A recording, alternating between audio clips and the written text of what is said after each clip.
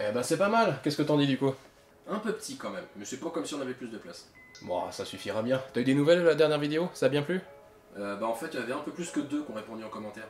Ah bon? Ouais, je te laisse aller voir.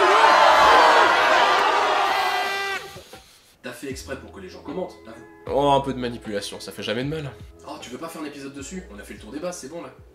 Oh, ouais, enfin c'est un peu vaste comme sujet, t'as pas une idée un peu plus précise que ça?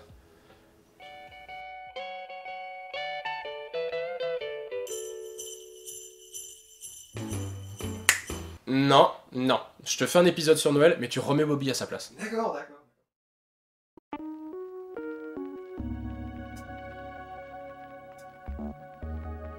Au cinéma ou au théâtre, vous vivez une expérience similaire à chaque fois. L'histoire a été bien calibrée par le réalisateur, les personnages feront les mêmes actions avec les bons accessoires dans une lumière impeccable. Mais le Game Master, lui, va avoir des sessions de jeu différentes, avec des acteurs qui lisent parfois le script complètement de travers, des caméras qui déconnent en pleine partie et qui n'ont le plus souvent aucune formation de régie ou de technicien. C'est un truc qu'on apprend sur le tas, car on doit en permanence s'adapter aux actions des joueurs et avec les moyens du bord. Pour un Game Master, vous le savez maintenant, le premier outil pour guider ses groupes, ça reste les indices. C'est direct, les gens voient qu'ils reçoivent de l'aide et se concentrent dessus quand elle arrive. Enfin, en général. Bien entendu, c'est loin d'être le seul outil dont on dispose pour influencer une session de jeu. Et l'un des moins soupçonnables, c'est la lumière. Car les indices peuvent parfois casser l'immersion du jeu, surtout quand ils s'affichent sur une télé en pleine thématique médiévale, alors pour éviter ça, il est possible de manipuler l'attention ou le comportement des joueurs avec quelques effets bien placés. Ça fait plus propre, ça se voit moins, et s'ils s'amusent en oubliant qu'ils sont surveillés, vous avez bien fait le boulot. Aujourd'hui, je ne vais donc pas vous faire un cours sur l'œil humain et sa partie mécanique, il y a d'autres chaînes qui en parlent bien mieux que moi, on va plutôt se concentrer sur quelques petits trucs et astuces qu'on utilise pour manipuler les joueurs pendant la partie, accompagnés de quelques témoignages, histoire d'avoir le point de vue des collègues. Petite note à ceux du métier qui vont regarder la vidéo, je vais partir du principe que vous avez une console lumière pour modifier l'ambiance dans la salle, ou au moins une télécommande pour changer de programme lumineux, ou au moins un truc pour bidouiller les projos. Si vous avez juste une lumière à mettre et vous y touchez plus de tout le scénario, je suis désolé hein, mais On est triste pour vous! Ouais, mais mettez un like quand même. Que ce soit pour caler un coup de pression à pas cher ou pour figer vos joueurs quelques secondes, la nocturne c'est le truc le plus basique que vous pouvez utiliser. On coupe tout, la lumière et les sons, vos joueurs vont donc se retrouver dans le noir et forcément vont devoir s'arrêter. Ouais, enfin essayez quand même de caler ça avec un son en même temps parce que sinon ils vont s'imaginer que c'est une vraie coupure de courant, ce serait dommage. Ouais, dans ce genre là, ouais. La nocturne, même si c'est pas très original, donc ça fait le café.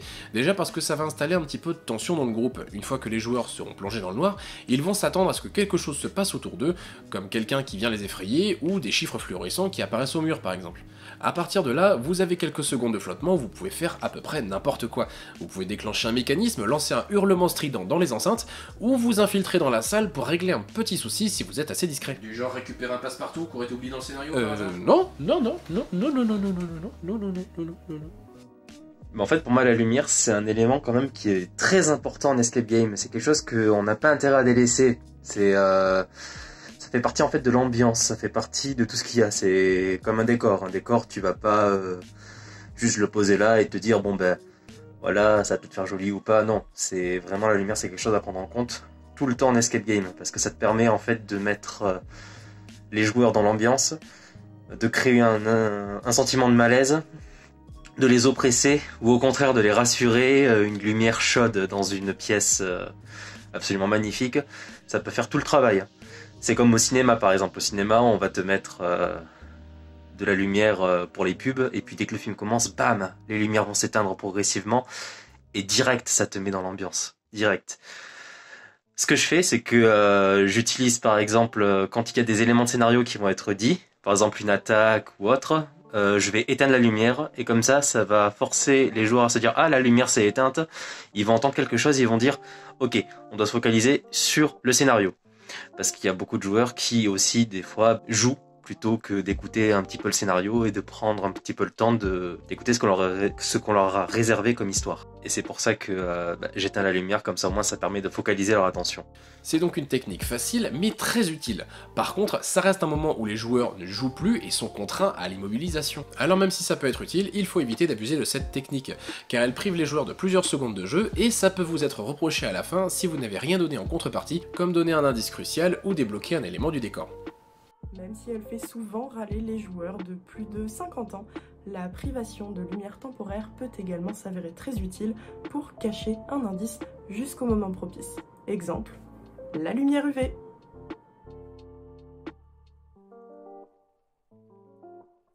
On peut utiliser le clignotement de différentes manières. Déjà dans une salle d'horreur ou de mystère, c'est très sympa à utiliser dès le début pour simuler un mauvais éclairage et faire sentir que ça peut lâcher à tout moment. Il faut juste que ce soit assez irrégulier pour qu'il soit perturbé et sous tension et pas qu'il s'imagine que c'est du code morse. Je vous avais dit, les vétérans ça vaut des indices partout. C'est donc perturbant et ça parasite la visibilité dans une salle et c'est très intéressant lorsque vous voulez ralentir la progression d'un groupe, surtout quand le groupe en question est en train d'essayer de déchiffrer une énigme particulièrement complexe. Par contre, essayez de faire ça dans une zone restreinte ou alors pas en permanence. Le clignotement c'est sympa 5 minutes, mais ça peut vite devenir crispant, donc à moins que les joueurs soient vraiment au courant que le scénario va être hostile et va tenter de les perturber, essayez d'éviter ça quand même. Bon, le clignotement passif, ça c'est fait. Maintenant on va monter d'un cran dans le sadisme parce qu'il y a deux autres formes à répertorier, le clignotement dit avant et celui arrière. Le clignotement avant, comme pour le passif, a pour objectif d'installer une tension et un stress dans le groupe. Mais à la différence de ce dernier, vous allez l'installer à distance face aux joueurs, vers un endroit où ils sont censés se diriger. Alors de préférence, c'est à mettre dans la salle qui vont pas tarder à aller explorer, mais si vous avez un passage étroit juste avant où vous pouvez caler cet effet-là, lorsque les joueurs déverrouillent leur prochaine zone de jeu, c'est assez facile de tout allumer à fond pour les laisser s'y engouffrer. Mais si au lieu de ça, vous leur faites comprendre que la suite de l'aventure va être plus obscure, plus incertaine, avec un éclairage qui déconne, vous allez leur faire comprendre qu'ils vont pas passer un prochain quart d'heure super serein. C'est un peu le même principe quand tu essaies de descendre dans ta cave de nuit et qu'au moment où tu allumes les lumières, tout commence à déconner. Les joueurs vont donc avancer plus lentement et sur leur garde vers la prochaine salle, de peur que quelque chose ne vienne à leur rencontre. Et ça marche? Ouais, surtout quand tu leur fais peur de derrière à ce moment-là, c'est tout l'intérêt du détournement d'attention. Le clignotement arrière, lui, va faire comprendre aux joueurs que la lumière les lâche derrière eux. C'est donc une technique que vous pouvez utiliser lorsqu'ils sont un peu plus loin dans l'aventure. Ici, il s'agit au contraire d'allumer à fond les lumières de la prochaine zone et de commencer à faire dérailler celle dans laquelle ils se trouvent actuellement, histoire de générer un sentiment d'insécurité qui va les pousser au fur et à mesure à aller vers un endroit un peu plus rassurant. Cette méthode marche encore mieux lorsque les joueurs sont dans un scénario anxiogène, comme un bateau qui est en train de couler, une station spatiale qui a de moins en moins d'oxygène, ou chez un serial killer qui va pas tarder à arriver. Rendre les zones de jeu inopérantes en coupant les lumières, à défaut de pouvoir fermer les portes, ça reste une méthode très visuelle pour maintenir les joueurs là où vous voulez qu'ils soient. Mais par contre, faites attention à ce que ce soit fait de manière cohérente avec l'ambiance et le contexte de la salle. La question revient d'ailleurs souvent avant l'entrée de salle. Est-ce qu'on aura de la lumière? Ça veut dire par là que le joueur s'attend déjà à une immersion par un jeu d'ombre et de lumière. En effet, la lumière vive, elle, va plutôt être positive, signe d'action par exemple, de dénouement, d'apaisement, alors qu'à son inverse, la lumière sombre sera plutôt annonciatrice de suspense, d'urgence, de drame ou d'émotions négatives. L'escape game, cherchant à plonger le joueur en immersion, va se servir des mêmes codes. Donc, en effet, dans une salle supposée horrifique, vous serez rarement convaincu par un éclairage à la boule disco. Alors, dans la salle dont je suis la meneuse de jeu, l'ambiance lumineuse ne varie pas pour des questions de réalisme. Une ruelle médiévale qui se mettrait soudainement à clignoter, ça deviendrait vite un peu étrange. Ok, alors ça c'est vraiment la solution du Game Master désespéré. Il arrive parfois qu'un indice soit tellement bien caché dans le décor ou tellement bien intégré que les joueurs ne se rendent pas compte qu'il est là et passent 10 minutes à essayer de le trouver. Et il arrive aussi que le groupe reste scotché devant une fausse porte en espérant la voir se débloquer, alors que le vrai passage secret il est ouvert en grand juste derrière. Tournez-vous! Pas de panique, il y a une solution pour ça. Bien entendu, vous pouvez déjà leur indiquer « retournez-vous, le passage est juste là », mais il y a un peu plus subtil et surtout beaucoup plus spectaculaire. Pour ça, il faut préparer le terrain un petit peu en avance. Si vous avez envie de mettre l'accent sur un élément que vos joueurs ratent systématiquement, à vous de vous arranger pour qu'avant même le début du jeu, une source de lumière soit directement braquée dessus. Dans un premier temps, ça le mettra en valeur, ça augmentera les chances que les groupes y fassent attention, mais surtout, ça permet de pouvoir utiliser une intervention divine. Cette méthode doit être exécutée rapidement. Vous leur lancez une nocturne et profitez du fait que vos joueurs sont dans le noir et des quelques secondes où ils seront en alerte pour allumer la source de lumière sur l'unique objet que vous désirez leur faire trouver. En gros, c'est l'équivalent du Game Master qui te dit vous n'avez plus qu'à leur envoyer un petit son un petit peu mystérieux pour bien leur faire comprendre qu'ils ont reçu un message important pour la suite.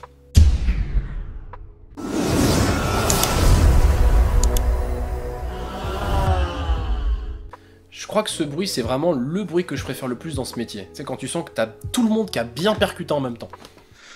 Ce que je fais aussi, c'est que j'utilise la lumière pour indiquer qu'ils ont réussi quelque chose. Par exemple, au niveau du son, forcément les enceintes elles sont dispatchées un peu dans la pièce, donc généralement si un joueur ouvre un coffre devant lui et que le son vient de derrière, ça peut le mettre dans une situation où il se dit « Attends, mais j'ai ouvert quoi ?» Même s'il y a le coffre qui est devant lui. Faire clignoter la lumière, par exemple des LED, installer des LED sur le coffre et le faire clignoter quand il a ouvert quelque chose, même si le son vient de derrière, son œil va être attiré directement sur le coffre qui clignote et il va se dire « Ah, j'ai réussi quelque chose ». Et donc forcément, ça va pas louper et il va pas se tromper. Petite variante pour l'intervention divine, lorsque le groupe doit revenir en arrière chercher un objet qu'ils ont oublié derrière eux et qu'ils s'obstinent à rester sur la fin de jeu, vous pouvez toujours lancer une grosse nocturne et éclairer la zone qu'ils sont censés retourner voir. Ça marche encore mieux lorsque vous entendez un des joueurs dans la salle en train de vous dire « T'as trouvé un truc, Michel ? Hein? Non, j'ai regardé partout mais je sais plus où chercher. Et ben alors, il a tout éteint, qu'est-ce qui se passe? Pourquoi il... Attends, pourquoi c'est allumé là-bas? Ah, parce qu'il faut aller chercher là-bas, d'accord. Hello la caméra. Merci monsieur, c'est cool. C'est génial, merci. Ceci étant, de manière générale, je pense que la lumière pourrait être davantage exploitée dans les escape games, quand le contexte le permet, bien évidemment. J'ai notamment joué une salle où la lumière était habilement utilisée pour mettre en évidence des indices quand les joueurs et joueuses bloquaient sur une énigme. C'était une salle complètement folle, ambiance discothèque, et les indices pouvaient être littéralement illuminés par le meneur de jeu. J'ai trouvé que c'était une manière très maligne et subtile d'aider le groupe tout en préservant l'immersion de la salle. Ici, on reste dans la préparation d'avant-partie. Tous ceux qui ont déjà fait de l'escape l'ont vécu, c'est pas toujours évident de savoir quoi faire quand on débarque dans une salle durant les premières minutes. Certaines zones de jeu peuvent être trop vastes avec des énigmes à faire de partout, ou une montagne d'objets à fouiller, et du coup on finit par être vite désorienté. C'est là où l'éclairage de votre salle peut s'avérer important. Si vous avez une salle avec 6 énigmes à réaliser, mais qu'il faut résoudre les 3 premières avant de pouvoir faire le reste, vous n'êtes pas obligé de mettre une armée de cadenas ou une lourde grille pour décourager le groupe de s'y intéresser. Lorsque vous préparez votre ambiance lumineuse, pensez à ce qu'elle met en valeur, à ce qui est brillant et visible dès les premières secondes. A fortiori pour des nouveaux joueurs qui ne savent pas encore quoi faire, c'est bien plus facile d'aller voir la table en pleine lumière avec des papiers posés dessus que de scruter chaque tranche de livre dans une bibliothèque cachée dans un coin sombre. Bon après, évitez quand même de ne laisser qu'un seul éclairage pointé sur la toute première énigme du jeu. Alors, dans notre escape game, nous sommes très attachés à l'immersion générale, et pour moi, l'ambiance lumineuse est aussi cruciale que l'ambiance sonore. Donc il est vraiment important qu'elle soit cohérente avec l'univers développé dans la salle. Par exemple, on évitera de mettre des halogènes modernes surpuissantes dans une pièce qui est censée représenter une herboristerie au Moyen-Âge. Dit comme ça peut paraître évident, mais ce n'est pas toujours facile à mettre en place. Je pense donc qu'il est primordial d'y réfléchir bien en amont de la création de la salle, afin d'éviter des écueils qui pourraient effectivement gâcher toute l'immersion aux joueurs et joueuses. Un autre point important concernant la mise en lumière d'une salle, c'est qu'au-delà des effets qu'elle peut apporter à l'immersion globale, il est impératif de bien la gérer pour ne pas avoir, une fois dans la salle, un groupe de joueurs amassés autour de l'unique source lumineuse à essayer désespérément de déchiffrer dans une semi-obscurité des symboles mystérieux gribouillés sur une vieille feuille de papier. Personnellement, en tant que joueuse, je déteste avoir à plisser les yeux pour essayer de lire un indice, alors même que je suis presque nyctalope. Bien sûr, ça n'empêchera pas certains d'essayer, mais c'est bien plus intuitif de se mettre dans l'endroit le mieux éclairé pour travailler, surtout quand vous avez visiblement tous les indices pour résoudre la situation. Une fois que les 3 énigmes sont résolues, là on peut faire la bascule et changer d'ambiance en assombrissant les premières pour mettre en valeur celles qui restent à faire. D'un point de vue visuel, ça donne une logique à la salle, un chemin balisé pour guider la progression tout en restant discret. On n'est pas obligé de mettre les énigmes dans le noir, tu peux modifier la chaleur des lumières sinon. Oui, c'est vrai, mais je préfère garder ça pour un prochain cours. Puis de toute façon, d'où tu connais ça, toi? Bah, j'ai redoublé. Hein? Attends, quoi? Mais on est la même personne? Pour le glissement, il s'agit ici d'y aller en douceur. Le but, c'est de guider vos joueurs sans les brusquer. Vous n'êtes plus dans le feutré, plus dans la finesse, un genre, mais faut reconnaître que des fois, c'est pas inutile. Le principe étant d'allumer ou d'éteindre progressivement les lumières d'une zone pour ménager un effet particulier. Comme pour le clignotement, il y a un arrière et un avant, et au lieu de jouer sur l'anxiété et l'insécurité, on va plutôt partir sur le mystère et l'exploration. Un glissement avant va montrer la voie à suivre tout en prenant le temps de le faire. Au lieu de mettre les pleins feux dans une zone pour que les joueurs s'y engouffrent, vous la dévoilez lentement, vous suggérez le plaisir de la découverte, vous laissez l'imagination des joueurs peindre le décor pour vous. C'est tellement beau! On dirait du Mylène Farmer. Lorsqu'un passage secret s'ouvre sur une nouvelle zone, veillez bien à ce que celle-ci soit déjà dans le noir pour pouvoir allumer lentement les éclairages. Le fait de n'y voir qu'à moitié devant eux va naturellement pousser le groupe à avancer avec plus de prudence, et il y a de bonnes chances pour qu'ils entrent dans ce nouvel espace sur la pointe des pieds plutôt qu'au pas de charge. C'est tout bête, mais ça impressionne à pas cher, ça met l'accent sur votre décor, et ça peut même calmer pendant quelques secondes un groupe de forceurs un peu trop excités. C'est encore plus drôle lorsque vous leur faites le coup sur un malheureux placard à balai. Ils vont se dire qu'il y a forcément quelque chose parce que vous avez mis un effet lumineux là-dessus. Et là vous les laissez galérer devant 2 boîtes de Xanax vides et 3 chiffons de couleur. Concernant le glissement arrière, il s'agit encore une fois de pousser ces joueurs vers la suite du scénario, mais cette fois-ci en leur laissant bien le temps de ramasser les indices pour pouvoir les emmener avec eux. Ici, on cherche à leur faire comprendre qu'il n'y a plus rien à trouver dans la zone où ils sont, plutôt que de les précipiter vers l'avant en leur faisant croire à une menace. Il peut arriver qu'un joueur retourne sur ses pas pour récupérer un objet qu'il avait laissé derrière lui.